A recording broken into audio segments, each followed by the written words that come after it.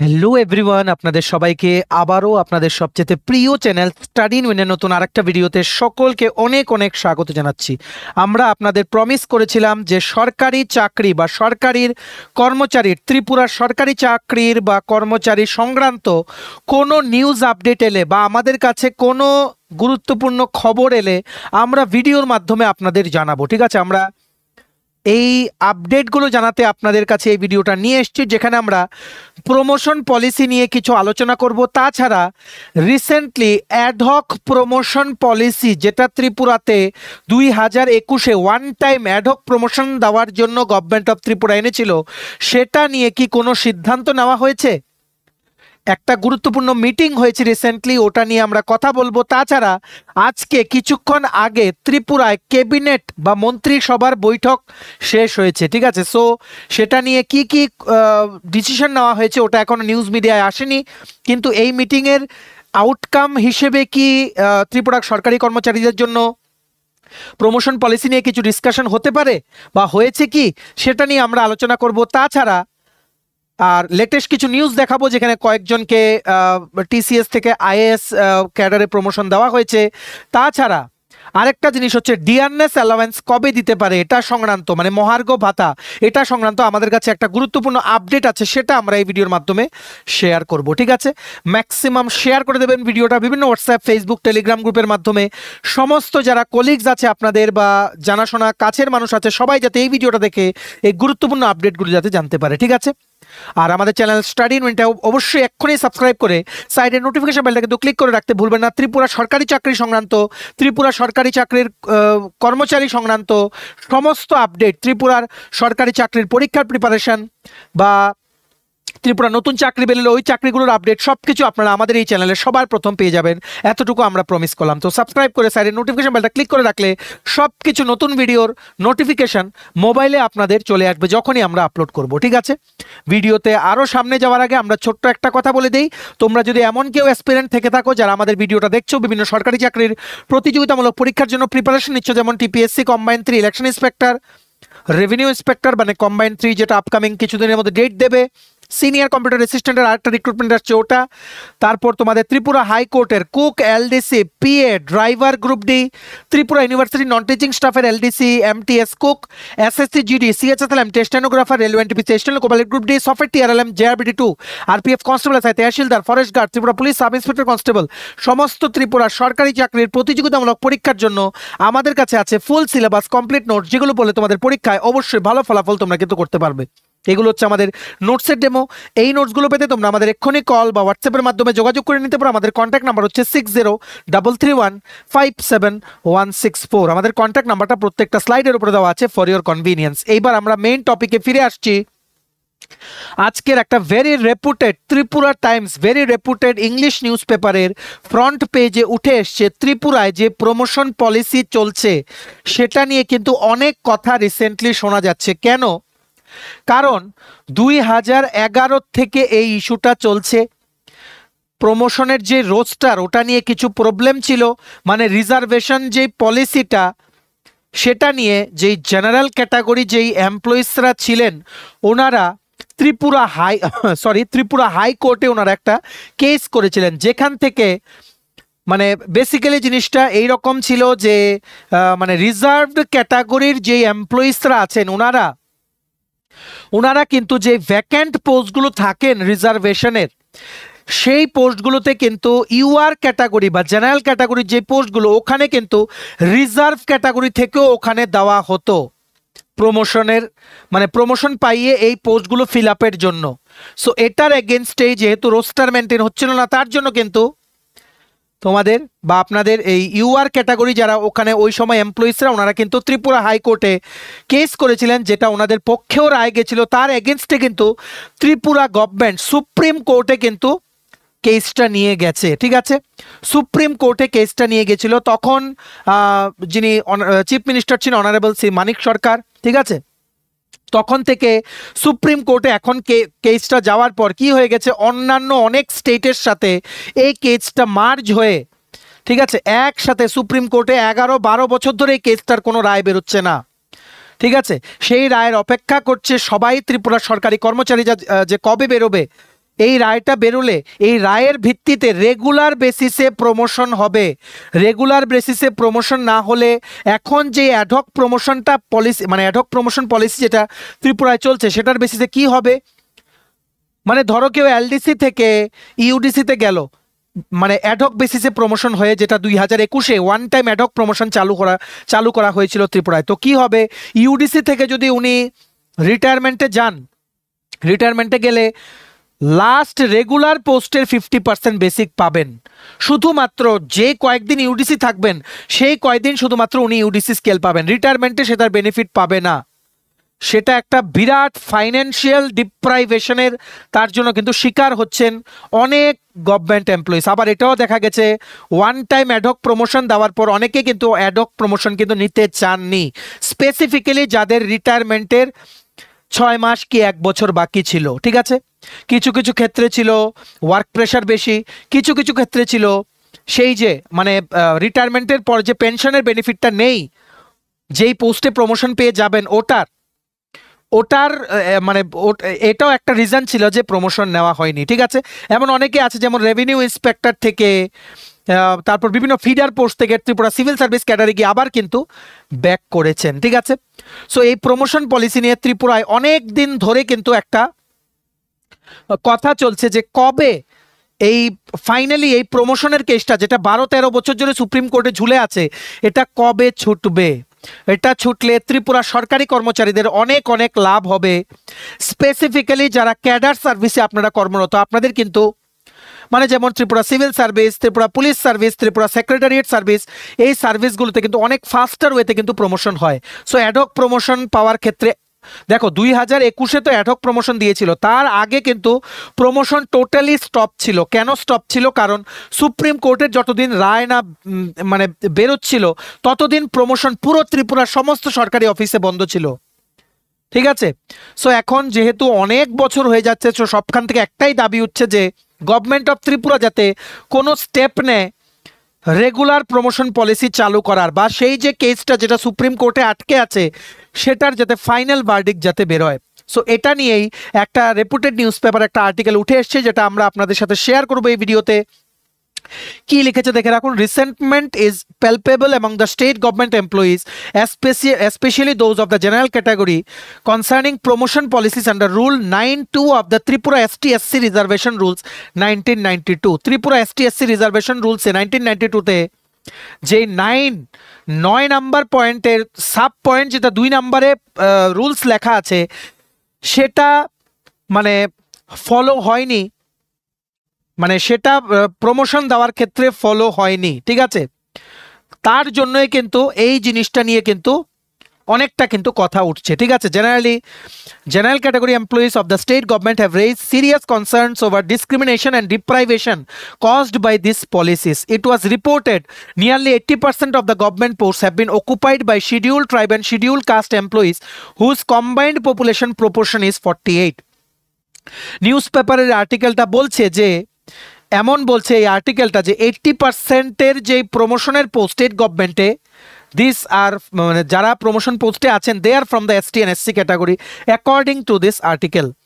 This situation has left general category employees feeling neglected, as many junior officers from reserved categories have been promoted over their senior counterparts. এমন আছে যে মানে ধরুন কথার কথা একজন LDC, he or she is from ST category, আর আরেকজন LDC, he or she is from UR category. দেখা যাচ্ছে এই এলডিসিতে UR ক্যাটাগরি যিনি আছেন, উনি আগে জয়েন করে থাকলেও মেবি 7-8 ইয়ার্স সিনিয়র হলেও এই ST ক্যাটাগরি যিনি আছেন, ভ্যাকেন্ট পোস্ট থাকার দরুন অনেকটাই কিন্তু ওপরে উঠে যাচ্ছেন।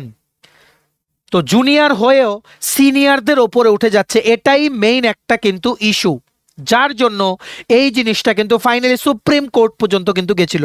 আরেকটা জিনিস ছিল যে UR ক্যাটাগরির জন্য যে ভ্যাকেন্ট পোস্টগুলো বের হয় ফর প্রমোশন, ওইগুলোতে নাকি ST SC বা রিজার্ভ ক্যাটাগরি থেকেও কিন্তু মানে এমপ্লয়িজদেরকে কিন্তু রিকমেন্ড করা হয়। সো এটার এগেনস্টে যে রিজার্ভ ক্যাটাগরিতেও মানে ST SCর জন্য যে রিজার্ভ পোস্টগুলো ওইগুলোতেও ওনারা পাবেন, প্লাস UR ক্যাটাগরিতে পাবেন, এই সমস্ত অনেক ইস্যু নিয়ে কিন্তু হাইকোর্টে কিন্তু কেসটা কিন্তু ফাইনালি কিন্তু ভার্ডিক্ট দিয়ে দেওয়া হয়েছিল কর্মচারীদের পক্ষে, জেনারেল ক্যাটাগরির কর্মচারীদের পক্ষে কিন্তু দেওয়া হয়েছিল। কিন্তু আনফর্চুনেটলি তখন ত্রিপুরা গভর্নমেন্ট কিন্তু 2011-র দিকে, 2011-12-র দিকে তখন ত্রিপুরা গভর্নমেন্ট কিন্তু সুপ্রিম কোর্টে নিয়ে চলে গেছে। সুপ্রিম কোর্টে কেস যাওয়া মানে এটা মার্জ হয়ে গেছে অনেকগুলো স্টেটের সাথে, যার দরুন 12-13 বছর হয়ে গেছে, এখনো কোনো রায় বেরোচ্ছে না। রায় বেরোলেই এক ধাপে এমনকি যারা ইউডিসি আছেন, এমন পজিশনে আছে, এই প্রমোশনের ব্যাপারটা এত বছর ধরে আটকে আছে, যারা ইউডিসি আছেন মেবি এক ধাপে, এখন যদি এই কেসটা না হতো, section officer group B gazetted হতেন ওনারা। এই রকম মানে ডিপ্রাইভেশন কিন্তু এখন চলছে, ঠিক আছে। সো কি লিখেছে, seeking justice several government officers and the general officers and employees welfare society of Tripura filed suit challenging this promotion practices in 2011। So এই যাবতীয় সমস্ত কিছু নিয়ে 2011-তে অনেক জেনারেল ক্যাটাগরির general officers and employees welfare society of Tripura কিন্তু কেস ফাইল করেছিল প্রমোশনের এই পলিসি নিয়ে 2011-তে। A landmark decision by the high court of Tripura in April 2015 mandated the state government to frame clear guidelines for promotions ensuring fairness and adherence to constitutional principles। 2015-তে এই প্রমোশনের কেসে Tripura high court থেকে কিন্তু একটা ঐতিহাসিক রায় দেওয়া হয়েছিল, যেখানে বলা হয়েছিল যে প্রপার গাইডলাইন্স মেনে, ঠিক আছে, একদম ট্রান্সপারেন্সি বজায় রেখে ফেয়ার promotion policy যাতে অ্যাডপ্ট করে government of Tripura. The ruling emphasized cadre-based reservation and merit-based promotions for ST/SC employees who have not availed the reservation benefits. The state government, however, challenged this decision in the Supreme Court, which directed all parties to maintain status quo. Despite this, in 2017, the erstwhile government issued promotion orders under Rule 9 sub যেই point আছে 9, ওটার sub point 9(2) আন্ডারে 2017-তে কিন্তু মানে কি বলবো, ওই সময়ের যে স্টেট গভর্নমেন্ট ওনারা কিন্তু প্রমোশন অর্ডার কিন্তু বের করেছিলেন। ডেসপাইট অল দিস, ঠিক আছে, সিচুয়েশন তারপরেও ইমপ্রুভ হয়নি। Even after formation of the new government in 2018 as a new notification was issued in 2021 for one time ad hoc promotion primarily benefiting reserve category employees. এটা বলা হয়েছে 2021-এ নাকি যে অ্যাডহক প্রমোশন পলিসি নতুন সরকার আসার পর ইমপ্লিমেন্ট করা হয়েছে, সেটার জন্য নাকি বলেছে primarily benefiting reserve category employees, primarily নাকি রিজার্ভ ক্যাটাগরি এমপ্লয়িজদের বেনিফিট হয়েছে, এটাই কিন্তু এই আর্টিকেলে কিন্তু লিখেছে। This notification excluded general category employees, citing a lack of eligibility despite numerous unfilled posts. Allegedly, the General Administration GAPNT department refused to provide transparency on promotion lists, rejecting RTI applications and disregarding enquiries from affected employees. জিএপিএনটি ডিপার্টমেন্টের কাছে যখন RTI করে জানতে চাওয়া হয়েছে যে কেন এই ডিসক্রিমিনেশন, তখন কিন্তু ক্লিয়ার কোনো উত্তর কিন্তু জিএপিএনটি ডিপার্টমেন্ট থেকে পাওয়া যায়নি। কিন্তু আমরা বলছি, আমরা কিন্তু 2021-এর অ্যাডহক প্রমোশন পলিসির পর আমরা কিন্তু অনেক জেনারেল ক্যাটাগরি ক্যান্ডিডেট, মানে জেনারেল ক্যাটাগরির যে এমপ্লয়িজরা, আপনাদের অনেকেই কিন্তু আপনারা প্রমোশন পেয়েছেন বা আমরা শুনেছি যে প্রমোশন পেয়েছে, অনেক, সংখ্যাটা কিন্তু অনেক। তো আমরা বুঝতে পারলাম না এই আর্টিকেল এই জিনিসটা কেন লিখলো। However, in January 2022, a 3-judge bench of the Supreme Court led by Justice Nageshwar Rao laid down clear conditions for implementing reservation policies in promotion. 2022-এর জানুয়ারি মাসে, ঠিক আছে, 3-judge bench সুপ্রিম কোর্টের যেটার লিড করছিলেন জাস্টিস নাগেশ্বর রাও, ওনারা ক্লিয়ার কন্ডিশন বলে দিয়েছেন যাতে রিজার্ভেশন পলিসি যাতে প্রমোশনে কি করে লাগু করতে হবে ওটার, ঠিক আছে। The apex court directed the state government to collect quantifiable data to prove inadequate representation of ST/SC categories, apply this data separately to each cadre and ensure roster-based promotion policies comply with the quantifiable data analysis, ঠিক আছে। Proper data বানাতে বলেছে, ঠিক আছে, যাতে ডেটাগুলো মিলে আর completely roaster মেনে যাতে প্রমোশনটা হয়, ঠিক আছে। এটার কিন্তু বলেছেন জানুয়ারি 2022-এ 3-judge bench of the supreme court, যেটা লিড করছিলেন জাস্টিস নাগেশ্বর রাও, ঠিক আছে। On condition of anonymity, one of the general employees said, despite repeated requests to follow the Supreme Court's guidelines, the state government has not acted on the recommendations. The delays in adhering to the judicial mandates have created frustration among general category employees who continue to be overlooked in promotions. The situation has further exacerbated by the, মানে এটা আরো মানে fuel দেওয়া হয়েছে মানে এই জিনিসটাকে, ঠিক আছে। The situation has further been aggravated by the allegations that supernumerary promotions were granted to junior officers. Supernumerary মানে যতটা না দরকার তার থেকে বেশি। এটা এই সিচুয়েশনটার মধ্যে মানে আরো এই সিচুয়েশনটাকে আরো ওয়ার্স করে দিয়েছে। কোন জিনিসটা, যে যতটুকু না দরকার তার থেকে বেশি সংখ্যার প্রমোশন দেওয়া হয়েছে জুনিয়র অফিসারদের রিজার্ভ ক্যাটাগরি থেকে, যেখানে জেনারেল ক্যাটাগরি পজিশনসগুলো ভ্যাকেন্ট ভ্যাকেন্ট রাখা হয়েছে। ঠিক আছে, এটাই কিন্তু এই আর্টিকেলে বলছে। The aggrieved employee also alleged the state government is yet to act on the direction of the Supreme Court despite repeated pleas। মানে বলছেন যে স্টেট গভর্নমেন্ট এখনো এই সুপ্রিম কোর্টের ডাইরেকশন অনুযায়ী কিন্তু কাজ করেনি। In view of the emerging situation, general category employees have put forth the demands recognizing ad hoc promotion from 2021 as regular promotions, removing the one-time clause to ensure continuous fairness in the promotion policies, including general category employees in supernumerary promotions, calculating pensions based on the last pay drawn by the employees who retired after ad hoc promotions। এখানে কিন্তু demand কি, demand হচ্ছে 2021 থেকে যে ad hoc প্রমোশনগুলো চলছে এগুলোকে regular promotion হিসেবে যাতে স্টেট গভর্নমেন্ট সুপ্রিম কোর্টের গাইডলাইন্স মেনে যাতে এগুলোকে রেগুলার প্রমোশন করা হয়, আর অ্যাডহক প্রমোশনটাকে ছড়িয়ে এমন কোনো পলিসি আনা হয় যাতে লাস্ট পোস্টের যেই পোস্টে রিটায়ার হবে ওই পোস্টের 50% অফ দ্য বেসিক পে যাতে পেনশন পায়। ঠিক আছে, employees argue that the constitutional right to equality, article number 14, has been violated, calling for immediate government action to rectify the existing disparities. The resolution of this issue is essential to restore trust and fairness in Tripura's promotion system, aggrieved employees commented। এটাই কিন্তু লিখেছে যে promotion policy নিয়ে ত্রিপুরা সরকারের সরকারি কর্মচারীদের মধ্যে যেই গুঞ্জন চলছে পুরো জিনিসটা কিন্তু এই আর্টিকেলে উঠে এসছে।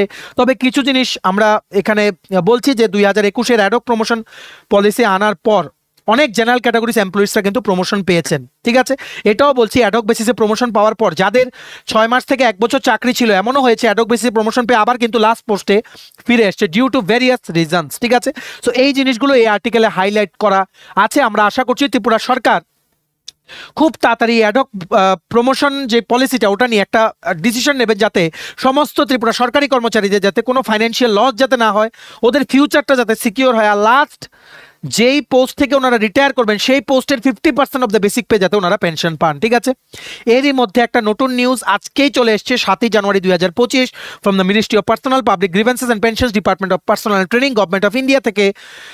এখানে ত্রিপুরা সিভিল সার্ভিস অফিসার যারা আছেন ওনাদেরকে আইএএস ক্যাডারে প্রমোশন দেওয়া হয়েছে। ঠিক আছে, আইএএস ক্যাডারে প্রমোশন দেওয়া হয়েছে, এটা খুবই একটা গুড নিউজ আর গর্বের ব্যাপার। দেখো কি লিখেছে, দেখুন আপনারা, notification in exercise of the powers conferred by rule 8(1) of the Indian administrative service recruitment rules of the Indian Administrative Service 1955 and Rule 3 of the Indian Administrative Service Promotion Rules 1954, the President is pleased to appoint the following members of the State Civil Service of Tripura to the Indian Administrative Service against the vacancies determined by the Government of India under Regulation 5(1) of the said regulations in consultation with the state government for the year-wise select lists of 2021, 22 and 2023 on probation until further orders, and to allocate them to the Tripura cadre। ঠিক আছে, TCS অফিসাররা যাদের এই লিস্টে নাম আছে ওনাদেরকে government of India state গভর্নমেন্টের সাথে কনসাল্ট করে 2021, 22 আর 23 সেশনের জন্য লিস্ট বের করেছেন যে সমস্ত টিসিএস ত্রিপুরা সিভিল সার্ভিস অফিসাররা ডাইরেক্ট আইএএস হয়ে প্রমোশন পেয়েছেন, আর ওনাদের ক্যাডার কিন্তু ত্রিপুরা। ঠিক আছে, এটা সবার জন্য গর্বের ব্যাপার। যেমন 2000 সিলেকশন লিস্টে নাম আছেন শ্রী অজিত শুক্লা দাস, শ্রী মানিকলাল দাস, শ্রী দেবানন্দ রিয়াং। তেমনিভাবে 2022-এর লিস্টে যেনাদের নাম আছে ওনাদের নাম হচ্ছে শ্রীমতী অদিতি মজুমদার, শ্রী সন্তোষ দাস। তেমনিভাবে 2023-এর লিস্টে যাদের নাম আছে ওনাদের নাম হচ্ছে ধনবাবু রিয়াং, দশরথ দেববর্মা। ঠিক আছে, এগুলো কিন্তু regular promotion, this is not ad hoc promotion. ঠিক আছে, এরই মাঝে আরেকটা কথা বলে রাখি, জাস্ট একদিন আগে একটা ইম্পর্টেন্ট মিটিং হয়েছে এই অ্যাডহক প্রমোশনের পলিসি নিয়ে। মিটিং এর আউটকামসটা কি এটা এখনো জানা পসিবল হয়নি, তবে পসিবল জিনিসটা এটাই যে গভর্নমেন্ট অফ ত্রিপুরা এটাই ভাবছে যে এই ad hoc promotion until and unless supreme কোর্টের সেই অর্ডারটার কোনো ফাইনাল কোনো রায় বের হয় তার আগে এই অ্যাডহক প্রমোশনে রেখেই যাতে অ্যাডহক বেসিসে প্রমোশনে যেই পোস্টে যাবে সেটার 50% পে যাতে রিটায়ারমেন্টের পরে যাতে এনশিওর করা যায় সেটা নিয়ে মাইট বি কোনো ডিসকাশন হয়েছে। একটা রিফর্ম মাইট বি আনতে চাইছে গভর্নমেন্ট অফ ত্রিপুরা, যার জন্য প্রায় কিছুদিন পরপর একদম রিসেন্টলি 1-2 দিন আগে অ্যাডহক প্রমোশন নিয়ে একটা গুরুত্বপূর্ণ মিটিং কিন্তু হয়েছে। ঠিক আছে, তাছাড়া আরেকটা জিনিস হচ্ছে 23% যে মহার্ঘ ভাতার যে ডিফারেন্সটা সেটা এই জানুয়ারি কি ফেব্রুয়ারি মাসে সেন্ট্রাল গভর্নমেন্ট থেকে 3 থেকে 4% যদি মহার্ঘ ভাতা যদি ঘোষণা করা হয় তাহলে কিন্তু ডিফারেন্সটা কিন্তু 23 থেকে বেড়ে 26 27 কিন্তু চলে যাবে। সেই ক্ষেত্রে গভর্নমেন্ট অফ ত্রিপুরা কি হবে? অলরেডি আপনারা জানেন 8th পে কমিশন কিন্তু ইমপ্লিমেন্ট করার কথা একটা উঠছিল 2026 থেকে, কিন্তু রিসেন্টলি যে রাজ্যসভার সেশনে একজন ইম্পর্টেন্ট ফিনান্স মিনিস্টার একজন ব্যক্তি বলেছেন যে সেন্ট্রাল গভর্নমেন্টের কোনো প্ল্যান নেই 8th পে কমিশন ইমপ্লিমেন্ট করার। উল্টো ওনারা একটা বলেছেন যে একটা প্ল্যান আনছেন, যে একটা ইমপ্লিমেন্টেশন মেকানিজম আনছেন, যেই সিস্টেমে পেটাকে আপগ্রেড করা হবে। ঠিক আছে, তাছাড়া আরেকটা স্পেকুলেশনস কিছুদিন আগে উঠে এসছে যে সাম ফ্যাক্টর লাইক 2 পয়েন্ট সামথিং ফ্যাক্টরে নাকি 8th পে কমিশন 2026 থেকে লাগু হবে। তো 2026 থেকে যদি 8th পে কমিশন ধরুন আপনারা হয়ে গেল, তাহলে কি ত্রিপুরা স্টেট গভর্নমেন্ট এমপ্লয়িজরা 7th পে কমিশনের যে পুরো বেনিফিট পাওয়ার থেকে বঞ্চিত হবে? অবশ্যই আমাদের অনারেবল সিএম ডক্টর মানিক শাহ উনি ভাববেন।